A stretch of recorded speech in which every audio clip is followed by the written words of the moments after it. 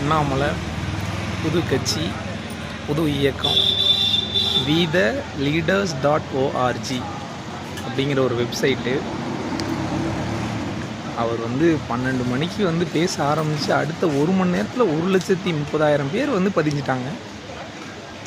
ஆக தமிழ்நாட்டில் அண்ணாமலை தன்னோட இன்னொரு புயலை தொடங்கியிருக்காரு.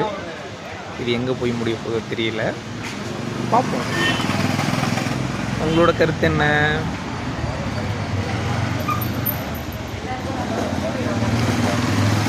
நேற்று வரைக்கும் பாஜகவில் இருந்து அங்கே போய் எல்லாத்துலேயும் ஒரு டாட்டா பாய் பாய் சொல்லிவிட்டு பெருமைமிகு இந்தியனாக, பாரம்பரிய தமிழனாக, தமிழ்நாட்டினுடைய குரலாக நான் ஒழிப்பேன் அப்படின்னு சொல்லி அவர் இன்னும் அந்த இயக்கத்தோட பேரோ கட்சியோட பேரோ சொல்லலை.